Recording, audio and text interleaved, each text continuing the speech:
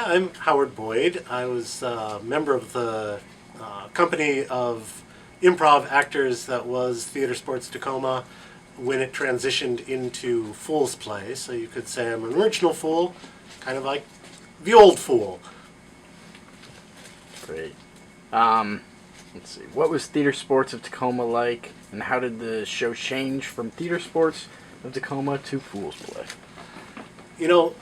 Back in the 1980s, there were several attempts to get theater sports troupe running in Tacoma. Various different groups got together to try to start a franchise there. The group that got together finally that eventually transformed into Foolsplay actually was running pretty well at Lakewood Playhouse, and it was a good show, running fairly well. We were going along, and then this group of motley crew of high school students showed up and demanded an audition, and they said they were going to join our troupe, and it was like, oh well, who are these young bucks here? Well, it turns out they had been running a cable access show called Under the Mailbox Theater, and they were pretty good, and they were a nice tight group anyway, and their audition just blew us away, so we welcomed them on board and everything. Well, shortly after they joined the group, we realized that our producer had never properly licensed us to use the Theater Sports brand in our show, and then he ended up skipping town as well, and we were all up in arms. We didn't know what the heck was going on. So we got actually fell under the production company that John Munn put together for called Last Ditch Efforts, and that we went through the licensing process and actually got our official Theater Sports name and everything. But as we were going along, we realized, hey, this is why are we paying just for the use of this name? We're not really getting much out of the international organization other than that. And it's like, if we just craft our own show, we can, not have to pay that licensing fee. And so we did. A lot of it was due to this group of, rambunctious high school kids who joined onto us. And, as the years went on, they were no longer high school kids, but, that's the rest of the story, as they say. So that's, when we transitioned that and created the new show, then that's when we came up with the name Foolsplay.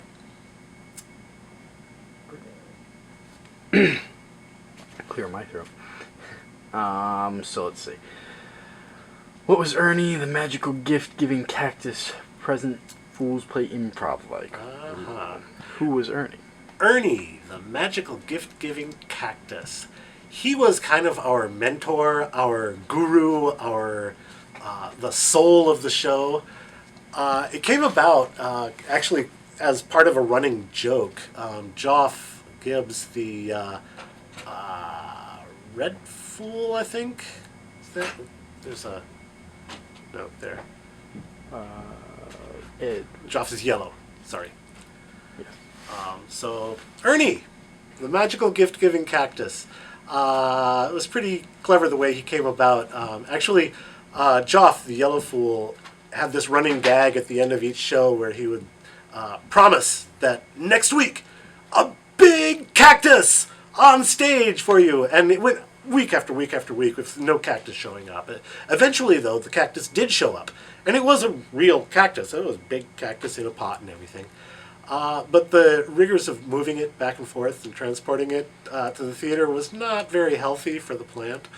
So actually, my wife put together a fabric and stuffed version of kind of cartoon cactus, kind of based on also a cartoon that Mike Harris put together for advertising as well, and which was dubbed Ernie.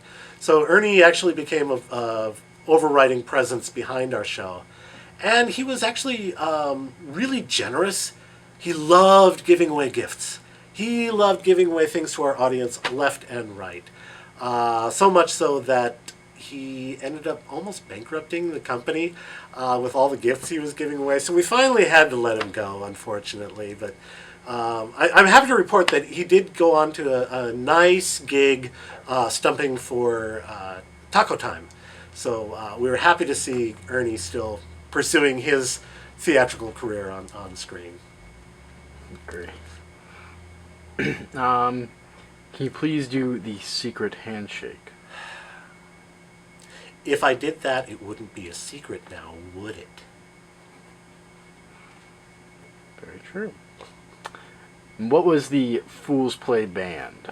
Foolsplay Band. That was another great initiative generated by Joff, our yellow fool. Boy, oh boy, is he a talented guy. He can play almost any instrument he picks up, which is amazing. He's a brilliant musician. He writes a lot of cool music. And he put together this band to help us add an extra layer of entertainment value to the show. It was a great addition. Sometimes they actually would play background music to scenes going on. Sometimes we would incorporate music into the scenes. But mostly it was like an opening and closing number for the show. My biggest regret when the band came onto the scene, however, was that it meant less of Jeff on stage, because he was always with the band. But, you know, you have trade-offs. Let's see. And what was it like to perform with the following fool? We could start with Blue, Mike. Let's put Mike and Chris together. Okay, Mike and Chris. They're brothers. Okay. And I always think of them as a unit. The Blue and Purple Fools, Mike and Chris Harris. I've always, in real life, I always think of, Chris as the quiet one and Mike as the more outgoing one. But, they can, once they get on stage, it's like the roles are reversed. It's amazing. Chris can bring a depth to a character that will just really bring an audience in and get them emotionally involved in the character with just a few eye motions and a body shift here or there. While Mike can, out of the blue, come up with something that just sends a scene going in a completely different direction, spiraling out of control in wild and wacky stuff. So they're a great team to work with. I've always enjoyed being in scenes with each of them and both of them together. Okay, great. How about Ed, the Red? Ed, the Red Fool. Ed is he's got a level of intellectuality to him that is hard to surpass.